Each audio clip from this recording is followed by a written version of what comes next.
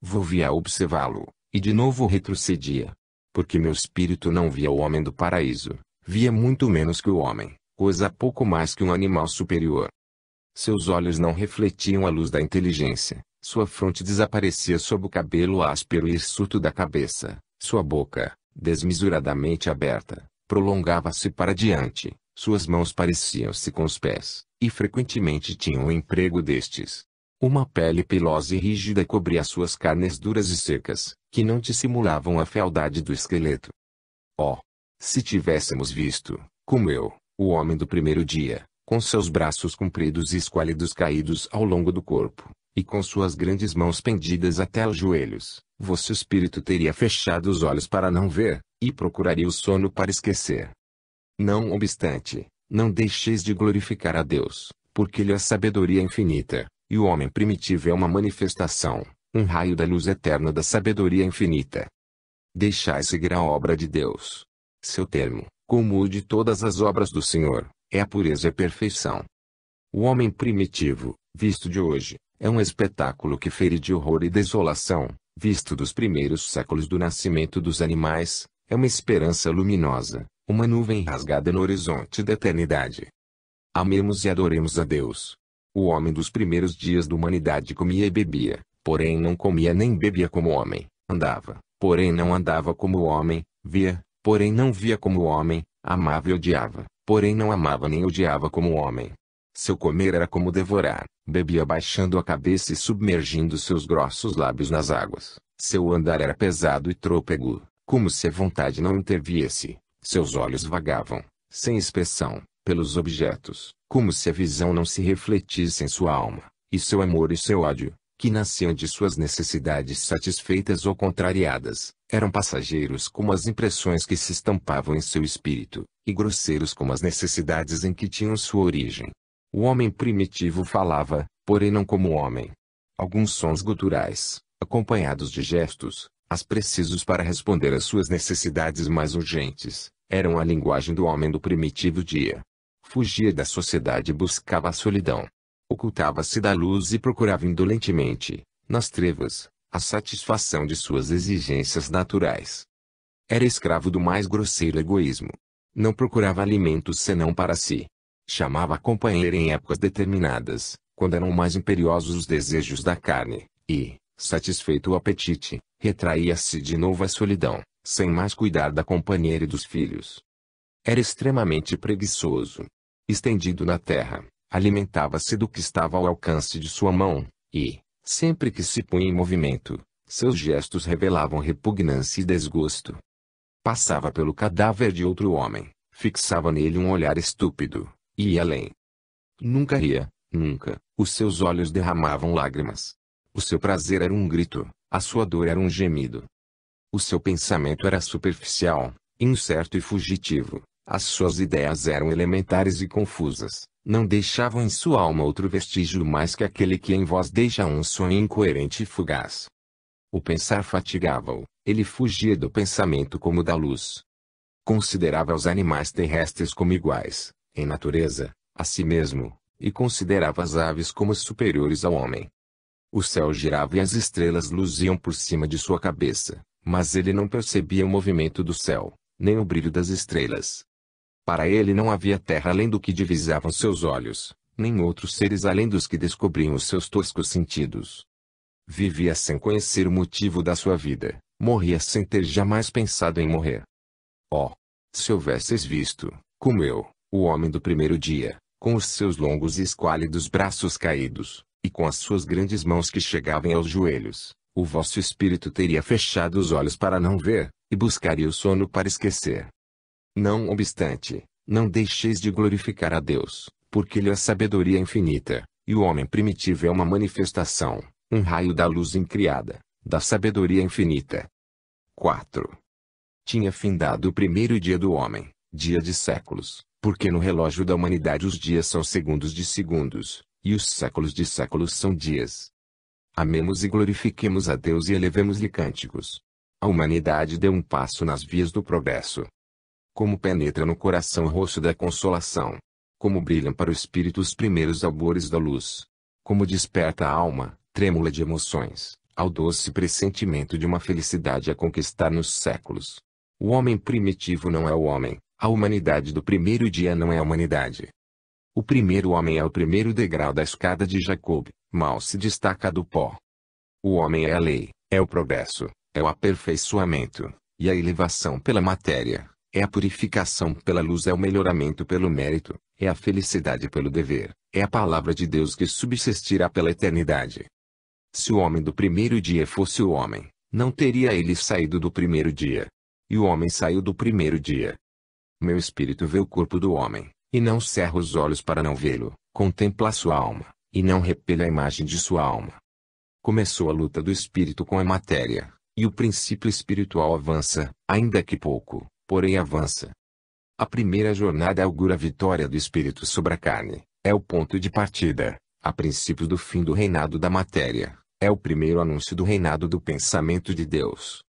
Nessa luta, eternamente secular, o corpo é o crisol do espírito, e o espírito é o modelador, o artífice do corpo. Depois do primeiro dia da humanidade, o corpo do homem aparece menos feio, menos repugnante à contemplação de minha alma. Sua fronte começa a debuxar-se na parte superior do rosto, quando o vento açoita e levanta as ásperas melenas que a cobrem. Os seus olhos são mais vivos e transparentes, o seu nariz é mais afilado e levantado e a sua boca é menos proeminente. Um princípio de expressão se manifesta no conjunto. Os seus braços são menos longos e esquálidos, suas carnes são menos secas, suas mãos menos volumosas e, com dedos mais prolongados, os ossos do esqueleto são mais arredondados, mais bem dispostos ao movimento das articulações, maior elasticidade existe nos músculos e mais transparência existe na pele que cobre todo o corpo. No seu olhar, ele reflete o primeiro raio de luz intelectual, é o olhar da criancinha, ao despertar a sua alma, ao primeiro despertar da sensação em seu espírito adormecido. No seu caminhar, já menos lerdo e vacilante, adivinha-se facilmente a ação inicial da vontade, o princípio das manifestações espontâneas. Procura a mulher, e não mais a abandona, como no primeiro dia do homem. Assiste-a no nascimento de seus filhos, com quem reparte o calor e o alimento.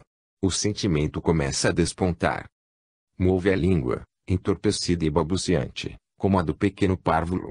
Sente novas necessidades, e ensaia os meios de exprimi-las, para satisfazê-las. Eis o princípio da linguagem, a necessidade. Julgam inferiores os demais animais e aproveita-se deles para saciar a fome, conforme o seu apetite. Suspeita que nem tudo acaba onde termina o alcance da sua vista, que, por detrás da sua montanha, levanta-se outra, em uma extensão relativamente dilatada. No seu olhar divisa-se mais surpresa e curiosidade do que estupidez. Foge dos objetos que encontra pela primeira vez, pouco a pouco perde o temor que lhe causa a novidade, evita, aceita, e, por fim, compraz-se em tomar nas mãos o que lhe causou receios. Já o seu rosto, os seus ademanes e as suas exclamações revelam a pueril alegria de que está cheio o seu coração. É o soldado que acaba de alcançar grande triunfo sobre um invencível inimigo.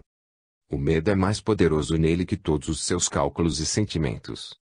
O rugido das feras, o estampido do trovão, o fulgor do relâmpago, o sinistro rumor que precede a tempestade, os frequentes tremores de terra, pelas expansões interiores, a erupção dos vulcões, e não só isto, tudo que é novo, tudo que é desconhecido, gelam de espanto, transtorno e aniquilam.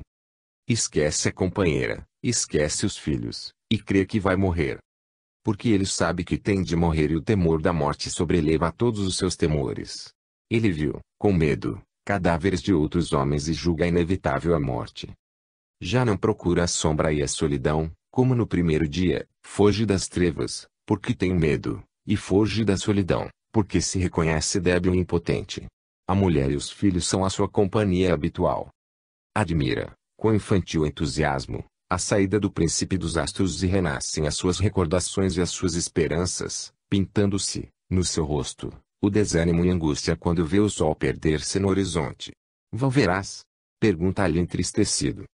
E o sol reaparece, porque a satisfação de todos os desejos legítimos de felicidade está prevista na eterna lei que imprime seu movimento aos mundos e dirige a evolução dos seres. E o homem cai agradecido, de joelhos, Ao contemplar o renascimento do Sui, na sua grosseira e incipiente linguagem, exclama: graças, meu amigo protetor, meu Deus. Tu viens consolar-me. A ti devo a minha felicidade e a minha alegria. Eu te adoro. O benefício foi o primeiro Deus da humanidade, personificado no Sol, porque o Sol era o maior dos benefícios que a materializada inteligência do homem podia conceber. Não tomeis por vitupério essa adoração primitiva, ela é o ponto de partida da religião natural, completada pelo Evangelho de Jesus e pelas sucessivas instruções sobre os pontos obscuros do Evangelho. Ela é, ainda, a raiz da moralidade das ações humanas, a primeira manifestação de agradecimento da criatura ao poder superior desconhecido. 5. Adiante. Adiante. O homem emergiu de sua inofensiva infância. Os seus apetites, os seus instintos e as suas paixões dominam a vontade, que precisa de leme. O homem é uma barquinha agitada pelo vendaval. Vê a mulher, sente de chofre o fogo da luxúria. Aí da mulher, se atreve a opor-se, a resistir aos seus carnais desejos. Quebra-la entre as mãos, com a facilidade com que quebra um frágil caniço a mão contraída da adolescente contrariado. Os apetites da carne preponderam e exercem no homem violenta influência. Estamos no reinado da carne. O corpo humano adquiriu toda a sua força e robustez. Não vos fala de sua beleza. Conheço eu, porventura, o limite da beleza dos organismos humanos? Sei, mesmo, se existe ou não esse limite. A carne impera, os seus estímulos são tão poderosos no homem, que obscureceram completamente a sua razão, torcem o seu juízo e pervertem-lhe a consciência. Não importa, adiante. Adiante. O homem julga lícito tudo servir à sua concupiscência. Ainda não pensou em classificar os seus atos, como lícitos ou ilícitos, senão como agradáveis ou desagradáveis. Sente a força, que em si brota, e corre a satisfazê-la, sem cuidar de meios brandos ou violentos. Se outros homens têm em seu poder o manjar que ao seu estômago apetece, corre a arrebatá-lo. Se para arrebatá-lo é mister matar, mata. Fustigado pela fome, mata do mesmo modo um seu semelhante e devora-o, mesmo que este seja um filho ou a sua própria companheira. Horrorizai-vos, mas não condeneis. Só compaixão devem inspirar-vos os primeiros extravios da nascente humanidade. Aí, vós não sabeis sobre quem cairia a vossa condenação. Sente o guilhão da luxúria, e tudo impele a satisfazer o seu insaciável e vulcânico apetite. As contrariedades excitam a sua ira e movem-no à vingança. Irado, perde os traços humanos do seu semblante e não compreende outra vingança que não seja a morte. Os seus deuses são raio e o furacão, símbolos, para ele, os mais expressivos da força e do poder. O germen de todos os maus instintos que tem nascimento da carne, a semente de todos os impulsos malévolos que têm a sua raiz na consciência, desenvolvem-se aceleradamente e dominam no coração do homem. O bem moral é desconhecido, o mal é o soberano da terra, e tem sujeitas ao seu domínio as manifestações da vontade humana. Não digo da liberdade humana, porque, nessa fase da humanidade, a vontade não é a liberdade, é pouco mais que um impulso mecânico e inconsciente, é uma pequena fagulha luminosa, amortecida pelo frio da insensibilidade afetiva e pelo impulso destruidor das exigências da carne. Os diabos espalham-se e pululam por toda a extensão da terra, e insinuam-se enganosamente nas inexperientes criaturas. Incitam, com sedutores afagos, à volúpia, à intemperança, ao egoísmo, ao ódio, à violência, ao homicídio, triunfam sem resistência. Isto devia ser, e foi, o reinado da carne, devia preceder, em virtude da eterna lei, ao reinado do Espírito, assim como o reinado do diabo ou de Deus, sobre a terra. Não vos escandalizem estas palavras. O mal absoluto não existe. Tudo que está no tempo é relativo. O mal de hoje é o bem de ontem, e o bem presente será o mal de amanhã. Nada é absolutamente perfeito senão o absoluto, e nada é absoluto, senão Deus. Tudo o que existe fora de Deus, vem de Deus, porém não é Deus, existe de toda a eternidade, sem ser Deus, porque Deus é o princípio de todas as coisas, e existe de toda a eternidade. No princípio era Deus e era o Verbo, e o Verbo em Deus era Deus, porque era o próprio Deus, e o Verbo como emanação de Deus, e não era Deus fora de Deus. Porque todas as coisas do céu e da terra são efeitos da palavra de Deus. Nada é absolutamente perfeito senão Deus e o Verbo em Deus, que é a lei em Deus. O perfeito não pode ser jamais princípio do imperfeito, e eis porque a imperfeição absoluta, o mal absoluto, não é uma realidade. A lei é perfeita, porque é o Verbo em Deus. As criaturas não são perfeitas, porque são o Verbo fora de Deus. Porém, o Verbo fora de Deus, como o que vem de Deus, caminha para a perfeição, que é o seu princípio e o seu fim.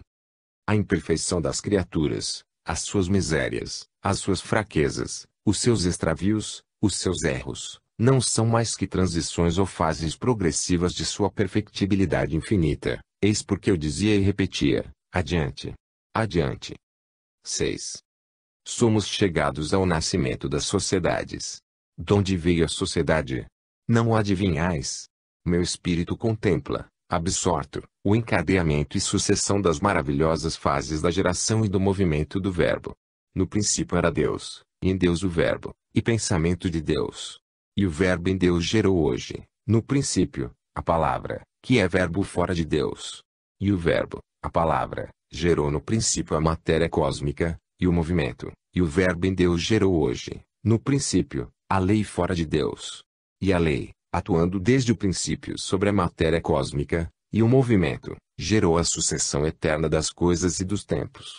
E a lei gerou a condensação e a separação da matéria cósmica. E a condensação gerou o movimento circular, e a separação gerou a translação.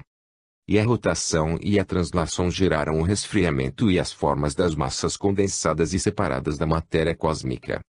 E a lei gerou, pelo resfriamento das grandes massas de matéria cósmica condensada, os globos vaporosos, e os vapores geraram os líquidos, e os líquidos se transformaram em sólidos. E a lei, atuando sobre os sólidos e os líquidos, gerou os primeiros organismos. E vieram os vegetais. Eu não sei qual a geração dos animais aquáticos, que certamente vieram após a vegetação aquática. Eu não sei qual a geração dos animais terrestres e das aves, sei, porém, que vieram depois da vegetação terrestre. Eu não sei qual o princípio da geração do homem, porém, sei que ele veio depois da sucessão dos animais terrestres. Meu espírito estava deslumbrado e cego. E a lei, na sua atividade eterna, gerou hoje, no princípio, o ser da matéria cósmica, e gerou, no seio da substância, o princípio vivificante. E o princípio vivificante gerou o desenvolvimento expansivo e a transformação progressiva de todas as substâncias, procedentes da substância única. E a lei, agindo sobre o princípio vivificante, gerou, para o vegetal, a tendência, para o animal, a sensação, o impulso e o instinto, para o homem, o sentimento, a vontade e a luz. Já conheceis o mistério, hoje não podeis penetrá-lo nem eu tampouco. Estudemos em Deus, neste e no outro século, ativemos o estudo e oremos pelo estudo em verdade, porque Deus vê o nosso estudo, e os seus ouvidos ouvem, e os seus olhos estão postos nos nossos bons desejos. Porque está escrito, que nada permanecerá eternamente oculto. E o princípio vital, predominante, gerou nos vegetais, nos animais e no homem o desenvolvimento e o predomínio dos órgãos. E o predomínio dos órgãos, no homem, gerou primeiro a estupidez, que é o sonho da luz, e a inércia, que é o sonho da vontade e do sentimento. E a primeira chispa luminosa gerou o primeiro movimento da vontade incipiente. E o predomínio orgânico, no homem, gerou a força muscular. E a vontade, subjugada pela carne, gerou o abuso da força. Dos estímulos da carne nasceu o amor. Do abuso da força nasceu o ódio. E a luz, agindo com maior intensidade sobre o amor e sobre o dia, gerou as sociedades primitivas. 7. O homem mora em companhia das suas mulheres e dos seus filhos, e a volúpia no meio deles. E a volúpia é a fogueira que dá o sinal e atrai os ladrões. E os filhos do fogo se ajustam aos filhos do fogo, e a volúpia os faz fortes, pela união contra os fortes. No meio de todos existe a força. E a iniquidade, porque a força está com o poder, e a luz, no homem, já lhe ensinou o poder da força. Um homem, 2 homens, 10 homens, uma mulher, 2 mulheres, 10 mulheres, uma família.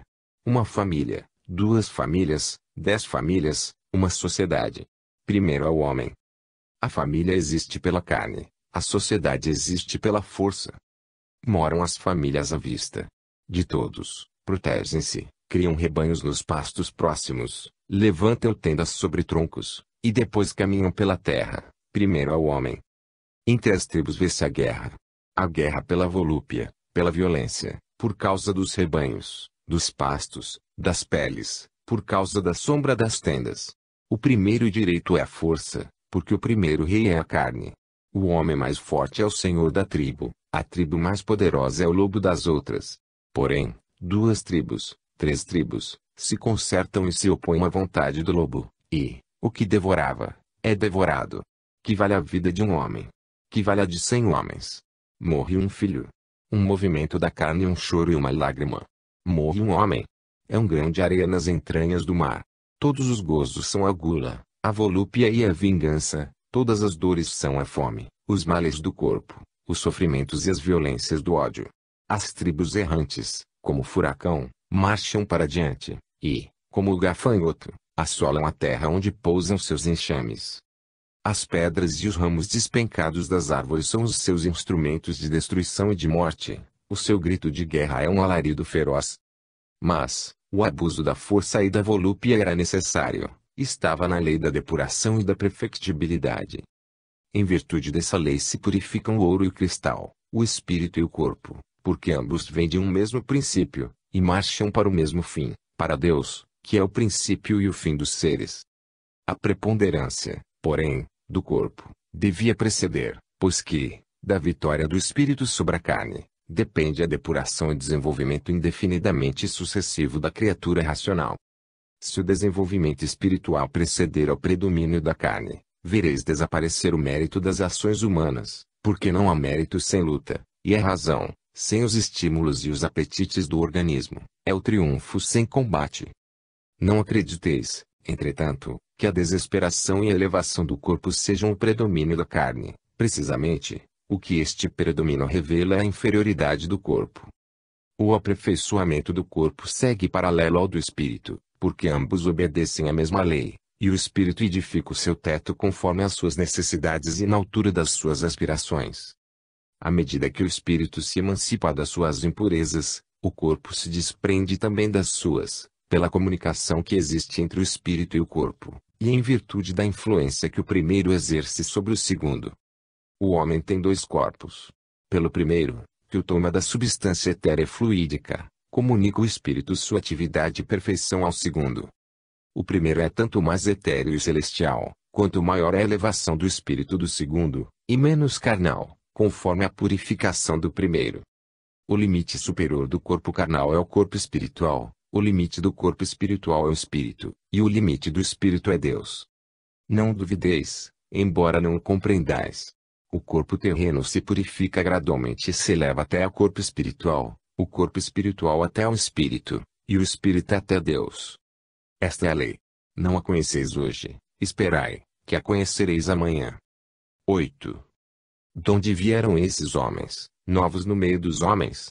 A terra não lhes deu nascimento, porque eles nasceram antes de ela ser fecunda. A humanidade não se transforma num dia, mas no decurso de séculos e séculos. No meio dos homens antigos da terra descubro homens novos, meninos, mulheres e varões robustos. Donde vieram esses homens que nasceram antes da fecundidade da terra?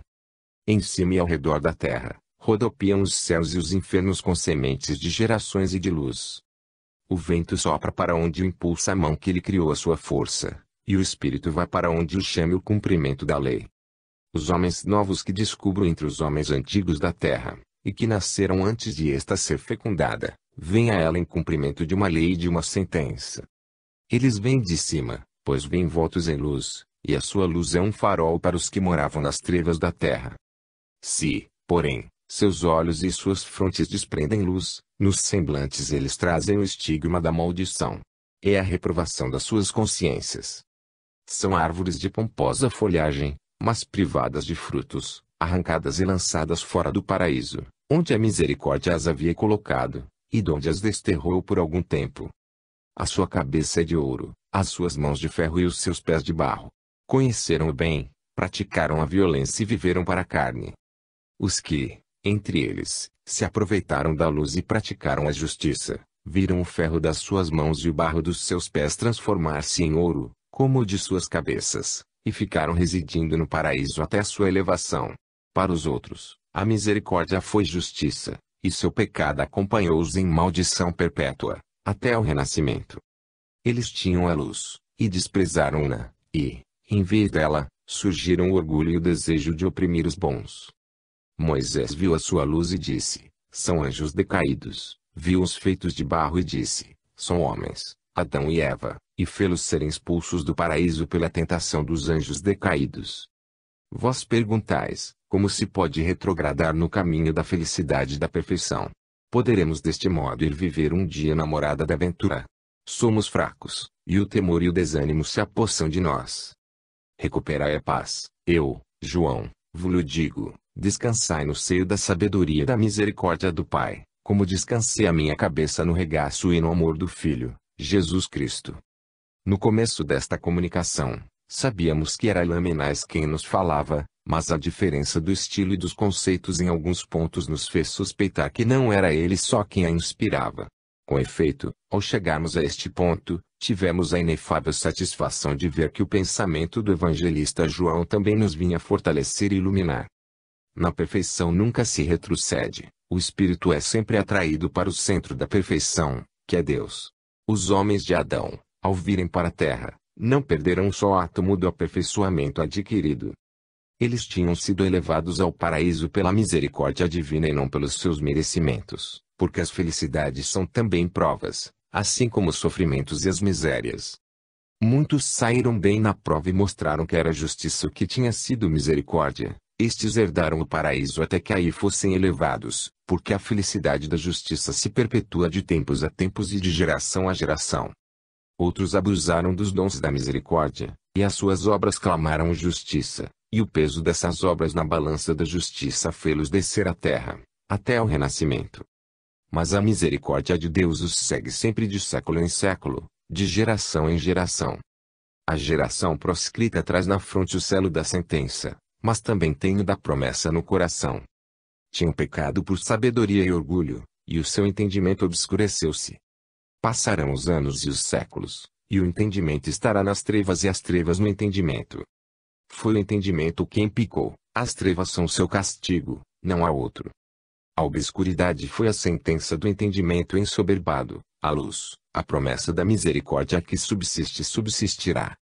E essa luz deve iluminar a todos os homens que vêm ao mundo para cumprir uma sentença.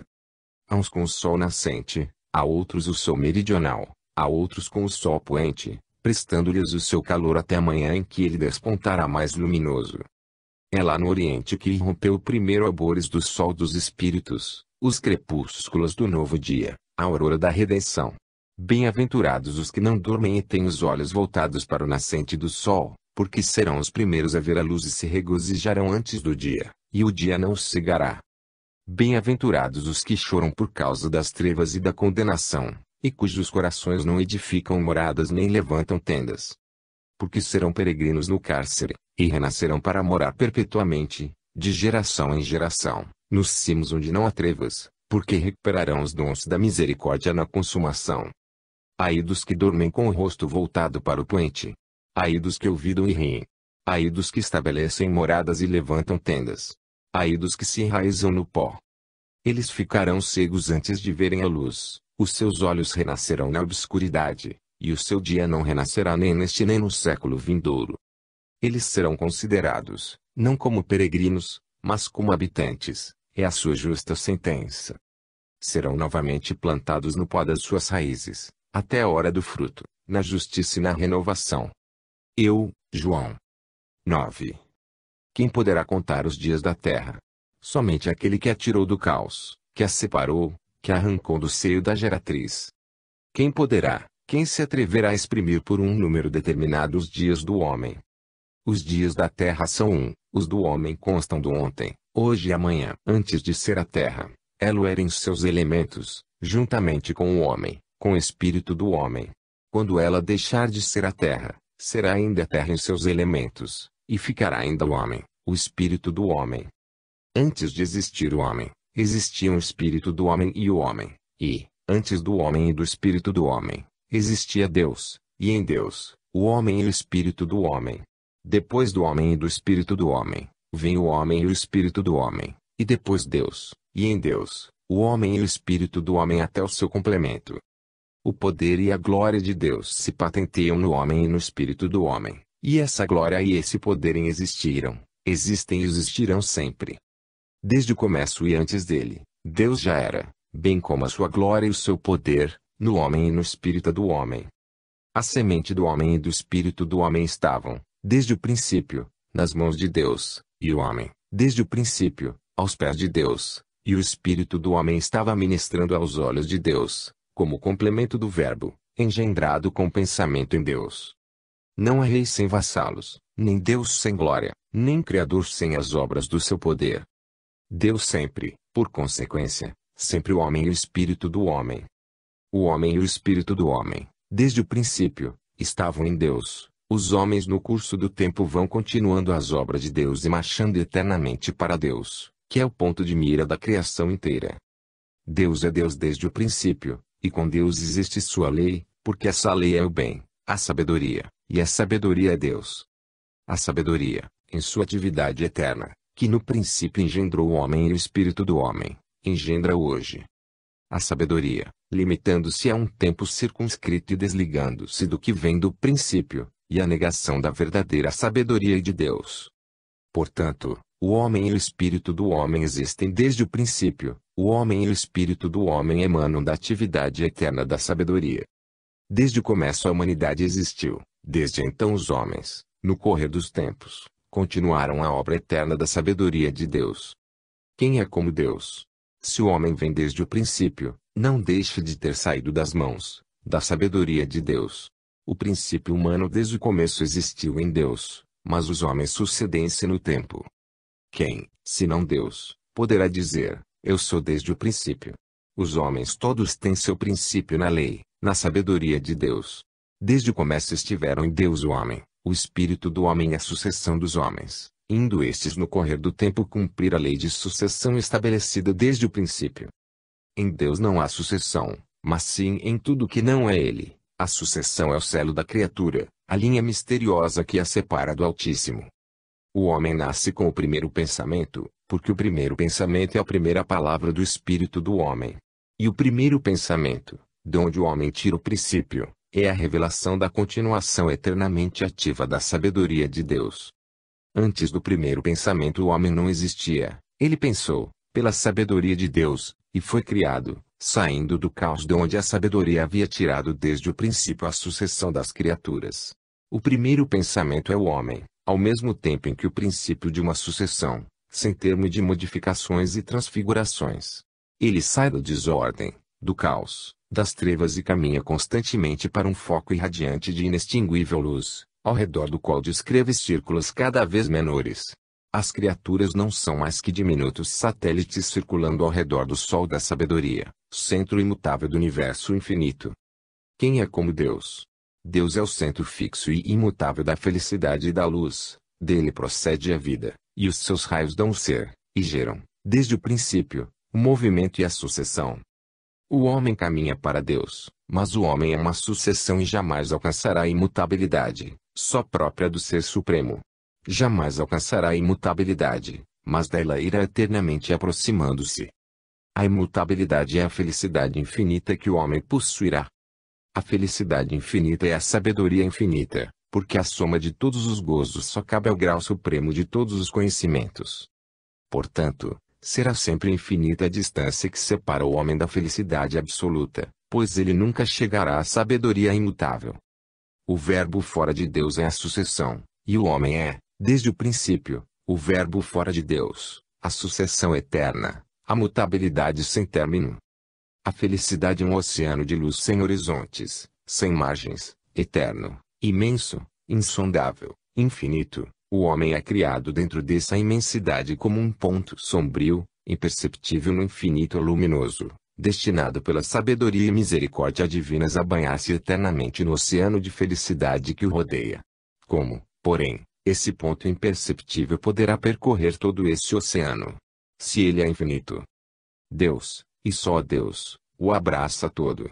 Bendigamos, caros irmãos, a Deus com todo o nosso coração e todo o nosso entendimento, porque a sua mão nos fez e deu-nos o poder de aumentarmos cada dia nossa perfeição e a nossa felicidade, pelos nossos merecimentos.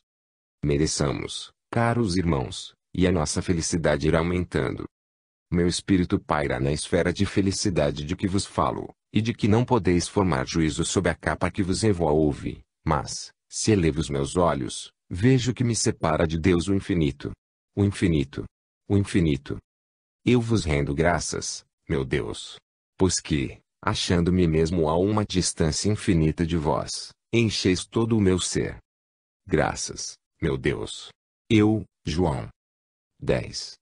João está separado de Deus pelo infinito, e eu estou separado de João por uma distância espantosa. Ele é o condor de alvíssima plumagem e majestoso voo que se eleva até a região do sol e se banha num pélago de inextinguível luz, ao passo que eu, miserável noturna, ainda não posso subir acima da região das trevas. O peso da minha inferioridade e das minhas misérias prende-me à terra, mas eu elevo os meus olhos aos céus e espero em Deus. Vejo João descendo dentro de um círculo de luz, das celestes moradas cujos umbrais só a virtude acrisolada pode transpor. Viu rasgar o espaço com a velocidade do pensamento divino e baixar a terra, inundando tudo com a sua luz. Viu incendido no amor de Deus e na caridade, radiante e formosíssimo como um reflexo do Senhor das alturas. Viu aproximar-se de mim, envolvendo-me na sua amorosa e regeneradora vista, e depois a pousou sobre vós com inefável ternura, semelhante a um irmão mais velho que olha com inefável carinho e paternal solicitude seus irmãozinhos, órfãos da benfeitora tutela do seu pai, e das doces carícias da sua mãe.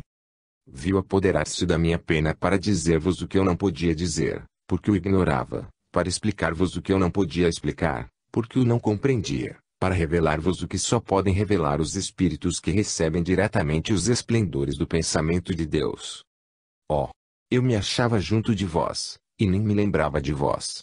Perdoai-me, porque naquele venturoso instante a minha alma estava toda absorta na contemplação do pensamento de João. Eu me sentia arrebatado pela corrente de uma felicidade desconhecida, pelo caudaloso rio da sabedoria celestial que se estendia ante meus olhos. Como podia lembrar-me de vós, se houve momentos em que nem me lembrava do próprio João? Enlevado nos divinos conceitos da mente do discípulo, arrebatado na sublimidade da sua teologia, eu não me lembrava senão de Deus, não podia admirar senão a bondade e a sabedoria de Deus. Vi João elevar-se de novo, depois de vos ter falado e transpor as nuvens de ouro que servem de pavimento à morada dos justos. Viu finalmente, antes de desaparecer das minhas vistas, dizer-me e repetir-me com indescritível emoção: caro irmão, estuda, ama e espera. A minha sabedoria é uma gota de orvalho, o meu amor uma minúscula faísca, a minha felicidade uma sombra. Estuda, ama e espera, e o teu entendimento alcançará luzes que o meu ainda não vislumbrou, e o amor transformará o teu coração em uma chama inextinguível, e a tua aventura irá além dos teus desejos. Estuda, irmão, ama e confia em Deus. E caí abismado em funda meditação. Considerava a minha pequenez e orava. Orava, irmãos, orava e sentia-me regenerado, orava e sentia germinar no meu coração as esperanças de João. Orava, meus irmãos, e orarei eternamente a Deus, porque, sem o seu paternal auxílio, jamais poderei alcançar o amor e a sabedoria de João. Oremos todos, meus irmãos, ajudai-me a orar. Deus eterno, Pai misericordioso, estende tua mão aos meus irmãos que choram nas misérias da carne, ouvides os que choram nas trevas do espírito. Graças, Deus meu. 11. Os homens novos, que vieram à terra para cumprir uma sentença, olham para os homens antigos da terra com orgulhoso desprezo, considerando-os indignos do seu convívio, e resolvem nos seus conselhos dominá-los e abatê-los. No paraíso, eles abusam da mansidão e da simplicidade de coração dos seus irmãos. Na terra, abusaram da sua ignorância. Ontem se julgaram superiores, e o seu entendimento foi confundido e o seu orgulho foi humilhado pela justiça. Hoje, julgam-se de novo superiores, e serão confundidos no seu entendimento e humilhados no seu orgulho. Já o sabeis até quando. Lavram a pedra, a madeira e o ferro, porque o seu orgulho precisa de castelos, a sua sensualidade, retiros de prazeres, e a perversidade dos seus sentimentos, instrumentos de opressão e de morte. Vieram à terra como peregrinos, e ficarão residindo nela, porque construíram aí moradas para o seu coração, e palácios para o seu orgulho. Irão e voltarão, porque, ao partir, as suas almas não abandonam as chaves das moradas que edificaram na terra. Vão e voltam, e tecem vestidos de vaidade para os seus corpos, e túnicas de corrupção para as suas almas. Andam rastejando sobre as harmonias da criação, não para buscar nelas Deus e virtude, mas para acomodá-las aos gozos da matéria. Sentem nos seus corações um desejo celestial, mas o seu entendimento ofuscado desvia as suas consciências e só lhes fala aos sentidos. O seu Deus é a carne, porque não pressentem outros prazeres além dos grosseiros da carne. Levantam na sua alma altares a todas as paixões que a corrompem, mas não se lembram do Deus de justiça e misericórdia. Uma intuição luminosa, espécie de pressentimento, lhes fala de um ser supremo e da responsabilidade humana, porém, o seu orgulho tem tão fundas raízes, que eles protestam contra a existência daquele que com sopro poderia aniquilá-los. Eles referem tudo ao presente, pelo que, a sua atividade e os seus esforços não se encaminham senão para a satisfação dos seus instintos e das suas paixões, esperando depois da morte o silêncio, a decomposição, o nada. Fogem de Deus, mas, o peso das suas misérias e as calamidades que atraem sobre eles o furor desenfreado do seu orgulho, fazem-nos sentir Deus pelo terror. Odeiam-no, temem-no, oferecem-lhe sacrifícios de sangue para acalmarem as suas iras e afastar a sua vingança, porque acreditam que a divindade é miserável e vingativa como eles. Se alguns falam de Deus, é sempre do Deus que se faz ouvir na voz da tempestade que no raio manifesta o seu poder. Não temem outros castigos além das enfermidades, a inundação, o incêndio, a espada e o extermínio, nem esperam outros bens que não sejam as comodidades e os gozos dos sentidos durante os longos anos da sua vida terrena.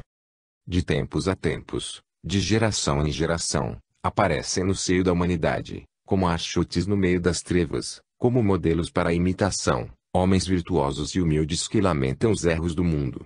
São meteoros que Deus envia da região da luz para despertar os que dormem no lodo.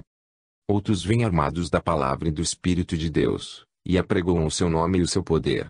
Arrojam palavras de fogo, de destruição e de morte, as únicas capazes de domar as rebeldias humanas. Trazem na mão direita a promessa, e na esquerda uma espada flamejante. São os gênios de que precisa a humanidade no apogeu da concupiscência. A raça dos homens novos propaga-se com assombrosa rapidez, invade a terra e dela se assenhoreia.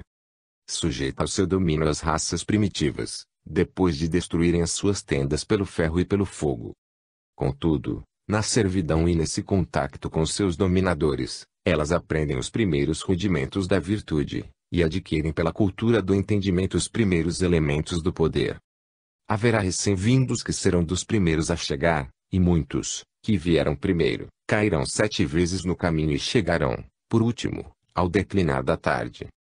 A Terra sofre grandes perturbações, o mundo físico e o mundo moral caminham paralelos no cumprimento da lei.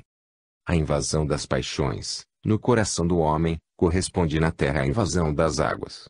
O homem vomita do seu seio o fogo nelas ateado pela lascívia e pela iniquidade a terra arroja das suas entranhas, pelos seus formidáveis vulcões, imensos turbilhões de fumo e matérias derretidas que assolam fertilíssimos países. Nessas comoções terrenas e morais, os homens desaparecem em legiões inumeráveis, e vão a juízo, uns descem para sofrer provas a fim de se purificarem, outros para repararem faltas, depois do que, todos voltam de novo. Estes morrem debaixo das águas, aqueles sob as ruínas, outros no fogo, e outros à espada. As calamidades caem sem interrupções sobre os povos. Hoje, este que sente o peso da mão do Senhor, amanhã, é aquele. E tudo é misericórdia, nada mais que misericórdia. Porque, os homens esquecem na carne os seus propósitos, e a misericórdia concede-lhes períodos de reflexão, nos círculos espirituais, para recordá-los, renová-los e fortalecê-los. 12. Um século, outro século, e outro século. E os servos se tornam senhores, e os senhores se tornam servos. Uma estrela nasce para os homens da raça primitiva da terra, sob cuja luz e calor terá começo a formação de um grande povo. Essa estrela é Abraão. Ele é o fundamento do povo hebreu, o primeiro caudilho da emancipação da raça primitiva, e a primeira nuvem no horizonte da raça dominadora. Porque os hebreus são os homens antigos da terra, e os seus caudilhos são os missionários para levantar o oprimido e abater o opressor. Ao redor de Abraão, de Isaque, de Jacob e de José se agrupam todos os humilhados, todos os escravos, todos os que gemem no opróbrio, pelo orgulho e pela iniquidade dos estrangeiros que vieram do paraíso. E Moisés e Josué os livram do opróbrio e da servidão, e caem depois sobre Canaã, nação guerreira e orgulhosa, e sujeitam-na e encadeiam-na. Antes, porém, o povo hebreu passa 40 anos de provações, e, nessas provações, prevarica uma vez, mais outra, e cai nas abominações da idolatria e da incontinência. Triunfará de Canaã e sujeita-la, mais tarde voltará à servidão. Hoje é expiação para Canaã, amanhã para o povo grosseiro, indigno e prevaricador. Recebe a lei escrita, a fim de que pelos olhos ela lhe penetre no entendimento e no coração. A nova lei é o primeiro anúncio divino do amor e da caridade, como meios de depuração e de progresso. Mas, o povo hebreu veio e ouve a lei, e não aparta os seus seios da leviandade, nem os seus pés da idolatria. Sofre as justas consequências dos seus pecados, e chora aos pés de Deus, recupera a paz, e se precipita de novo nas abominações dos ídolos. Eis a humanidade terrena primitiva, compadeçamo-nos dela. As suas ideias a respeito da divindade nasceram no meio do terror, na presença de grandes cataclismos. Respeita a Deus, como o escravo que vê seu senhor com o látego na mão, em atitude iracunda, mas não o respeita na sua alma, treme, mas no seu temor só sente o desejo de emancipar-se. Como o menino manhoso que se aquieta com o castigo e se subleva logo depois, o povo hebreu é a segunda infância da humanidade terrena. O pai é bondoso, mas é também justo e sapientíssimo, e quer que seus filhos se façam dignos da felicidade, pelo mérito. As abominações do povo de Abrão clamam justiça do céu, e a justiça se aproxima. Vêm os juízes e vêm depois os reis, e as ameaças da justiça têm o seu cabal cumprimento. As raças primitivas, sob o jugo das raças degeneradas, aprendem as primeiras noções do dever. Depois, as primeiras são o instrumento providencial para o castigo das segundas, e estas são os instrumentos para o castigo das primeiras. Umas serão reciprocamente o corretivo das outras, até ao seu equilíbrio e confusão em uma só família, em cumprimento da lei da fraternidade universal. Quando chegar esse dia venturoso, as nuvens não flutuarão mais sobre a terra, senão para fecundá-la. Antes, porém, se sucederão muitas gerações, porque a humanidade segue o seu caminho, passo a passo. Alguns espíritos ativos transpõem as distâncias com insólita rapidez, mas a generalidade faz o seu progresso pausado e gradualmente. Apenas começa a germinar entre os homens de uma e outra raça a ideia da imortalidade espiritual. Ela é demasiado grande para que possa caber no estreito cérebro dos homens primitivos e excessivamente consoladores para que sejam dignos de concebê-la aos homens degenerados. Uns e outros reputam a morte como o termo do princípio de vida que sentem, e cuja natureza desconhecem. Certas inteligências privilegiadas entreveem alguns resplendores, e, com o seu auxílio, adivinham alguma coisa sobre o destino das almas, porém, guardam o segredo da sua fé, porque sabem que os tempos ainda não são chegados. Misteriosamente, elas se reúnem na obscuridade e falam em voz baixa das suas crenças e esperanças, sem deixá-las transluzir senão aos que julgam capazes de compreendê-las e senti-las. Escrevem livros divinamente inspirados, para fortalecerem, dirigirem as massas humanas e prepararem o advento do Espírito. Os homens da matéria esperam, do cumprimento das promessas contidas nesses livros, anos de saúde e abundância de bens terrenos, e os que creem em segredo na imortalidade da sua consciência aplicam a vida espiritual a essas promessas de penas e recompensas. Da ressurreição da carne ninguém diz uma palavra, nem o pai ao filho nem o filho ao pai. É o segredo dos segredos e o mistério dos mistérios. Depois, alguns pensadores atrevidos, aos quais o mundo dá o nome de filósofos, erguem uma ponta do véu que esconde o misterioso segredo da morte. Falam da alma humana e da sua natureza, mas essa natureza é ainda hoje desconhecida para os homens e para os espíritos que não veem o pensamento de Deus. Dizem a primeira palavra sobre a ressurreição da carne, palavra essa originada em inspiração superior, porém, obscurecida por conceitos errôneos, nascidos da miséria do entendimento humano. De todos os modos a semente caiu sobre a terra, o grão de mostarda germinará e se converterá em árvore corpulenta, sob cuja benéfica sombra se acolherá a humanidade inteira. Temos uma alma imortal. Estas palavras correm de boca em boca e o seu eco penetra nos corações e se estende como a influência da pedra lançada sobre as águas de um tanque. Mas, assim como o ruído e o movimento das águas assustam e põem em confusão os peixes, a existência da alma imortal é no começo a causa de temores e confusão entre os povos. Levantam-se seitas disputando o domínio das almas, como as castas disputaram o domínio dos corpos. E chegam as guerras religiosas, porque ainda está longe a hora em que a caridade destruirá a intolerância, em que a humanidade reconheça que o amor é a melhor das religiões, e a única que pode conduzir à felicidade celeste. E vem a perturbação moral e o extravio do sentimento, pelo fanatismo religioso, e as sociedades e a consciência representam a imagem da confusão e do delírio. Os homens das raças degeneradas levantam altares às suas paixões, porque os seus deuses são apenas personificações da sua concupiscência, do sensualismo que lhes corrói as entranhas. Os da raça primitiva edificam sob o cetro dos seus reis um só templo e um só altar, monumento alegórico da adoração do porvir, porque chegarão os dias em que o templo do Altíssimo será o universo, e o seu altar o coração da humanidade inteira. Os templos de barro ficarão reduzidos a escombros, por ocasião do advento do reinado do Espírito profetizado por Jesus. Os que contribuíram para levantá-los, voltarão para destruí-los com o sopro da sua palavra. Tal se cumprirá quando a lei do amor imperar em toda a redondeza da terra, quando o gênio do bem, que é o sentimento da caridade, tiver penetrado e achar-se firmado no coração dos homens. 13.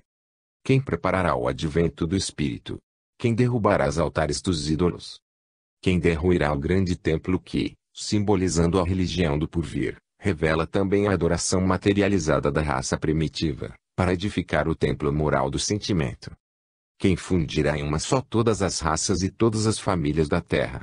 Quem impelirá para a frente os homens primitivos, e abrirá as portas da reabilitação aos homens degenerados? Quem fará a luz na densa obscuridade em que estão submersas as inteligências humanas? Quem indicará o caminho, com a palavra e com os exemplos? Quem arrancará dos corações o temor, para derramar neles as sementes do amor? Quem dissipará todas as dúvidas e fará renascer esperanças mais consoladoras? Irmãos, retiro-me, voltarei para despedir-me de vós, quando me ordenar aquele que, com mais unção e sabedoria que eu, vem responder às perguntas ou às questões que acabo de formular. 14. Nos conselhos do Altíssimo pronuncia-se a sublime palavra da redenção, porque Deus fixou seus olhos nos homens, e, em sua justiça, compadeceu-se deles.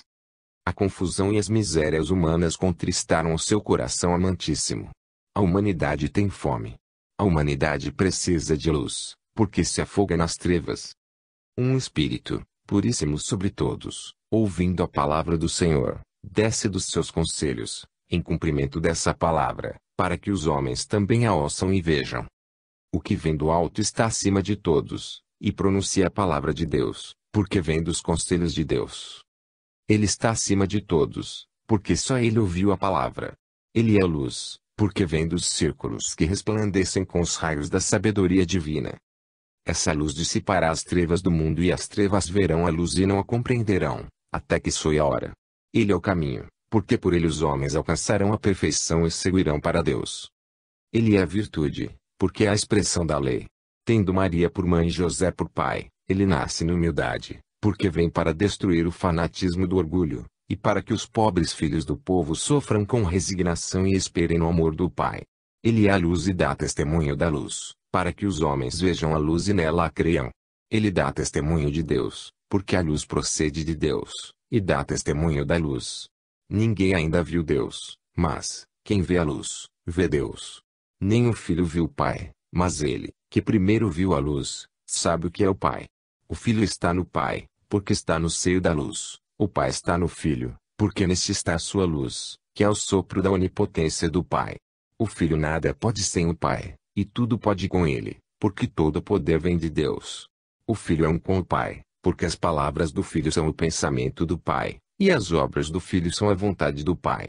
A essência do Pai é a luz, a natureza espiritual do Filho é a luz emanada da substância do Pai. O Filho é superior a todos, porque ouviu a palavra e cumpre a vontade do Pai. Ninguém foi, nem será igual ao Filho, porque ele foi sempre o cumprimento da lei, sem nunca infringi-la. Portanto, o Filho é o caminho, a verdade e a vida, porque é o cumprimento da lei. Mas, o Pai é Deus, e, o Filho, que está acima de todos, caminha adiante de todos e é a luz de todos. Ele está abaixo do Pai, e só fala e obra pelo Pai. O Filho expõe a luz e a verdade, o Pai é a luz e a verdade. O Filho procede do Pai, e o Pai não procede senão de si mesmo. O Filho é o Filho, e o Pai é o Pai. Só ele não procede de outro, e nunca foi engendrado, só ele é por si mesmo Pai. Eu, João 15. O Filho desce do céu para fazer, não a sua vontade, mas a vontade daquele que o enviou. A vontade do Filho é o cumprimento da lei, e, fazendo a vontade do Pai, ele faz a sua própria vontade. A vontade do Pai é que todos os homens vejam a luz e por ela se salvem. A vontade do Pai é a lei, e o cumprimento dela é infalível. O Pai é a lei, e o Filho é o cumprimento da lei, por isso, o Filho é o caminho para chegar-se ao Pai. Os raios do Sol revelam a existência do Sol, e o Filho, a existência do Pai, porque o Pai é o centro da luz eterna, e o Filho, puríssima centelha da divina luz. Os crepúsculos precedem ao nascimento do Sol, ao Espírito que é a luz, precede outro Espírito, que é o crepúsculo da luz. João Batista é o crepúsculo de Jesus, o maior dos profetas precede ao maior dos enviados. Jamais nasceu da mulher um profeta maior que João, também nenhum foi mais amado do Pai que Jesus, o Cristo. João batiza os homens na água, e Jesus no Espírito. O rito e o batismo de Jesus e a vida do Espírito, porque seu batismo é a palavra, e as palavras de Jesus são o Espírito e a vida. Por isso, o que estuda as suas palavras em Espírito, verá salvação e receberá a vida eterna. 16. Fala a humanidade. Se alguém pronunciar a palavra impossível, direi insensato. Desconheces absolutamente as causas, vês e não sabes por que vês, ouves e não sabes por que a ouves, e pretendes marcar limites às causas. A inteligência do homem é um efeito, e a sua ação não pode elevar-se acima dos efeitos. Deus é a única causa de tudo. Os homens e os espíritos falam de Deus, da causa de tudo, mas, quem dentre eles já ouviu? Qual deles conhece a causa de tudo? Nunca digais, impossível. Essa palavra exprime a ignorância, o orgulho da ignorância. Se alguém disser, não é crível que João nos possa transmitir a palavra de luz, senão por intermédio de criaturas perfeitíssimas, perguntareis, quem são os que nos trazem a palavra de João, que é a palavra de luz? E, quem sois vós que julgais? Está escrito que o que julga, em seu próprio juízo fica julgado. Já vistes o coração do nosso irmão? Nem mesmo o coração que está dentro da vossa alma, não vistes ainda, e quereis penetrar na alma do vosso irmão. Lembrai-vos do publicano, e não vos esqueçais do fariseu. O que diz quem este? Patenteia um julgamento do seu coração, e no seu julgamento está o seu galardão. Não digais, portanto, a respeito do que eu afirmo, impossível, incrível, se não quiserdes chamar sobre vós o juízo do orgulho. Recebei as obras de Deus, e estudai-as sem procurar-lhes as causas, porque, no estudo das obras de Deus, achareis a sabedoria. A lei está em Deus e nele permanecerá eternamente. Amo os homens, falo à humanidade. Minhas palavras serão a semente da parábola, e os tempos se aproximam. Eu, João 17. Ouvi a sua palavra, e recebei a sua luz.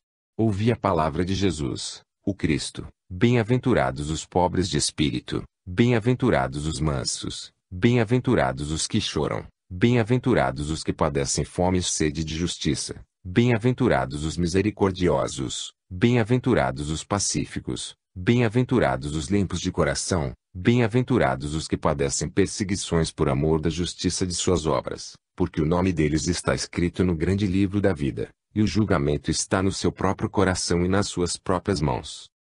Deus é a fonte da vida, e vós recebestes o dom da vida, princípio da felicidade imortal. Se existis, é por Deus que existis, se sentis, é por Deus que sentes, se quereis, é por Deus que quereis, se amais, é por Deus que amais. Amai a Deus acima de toda a criação, porque, se Deus não existisse, a criação não existiria, nem existiríeis na criação.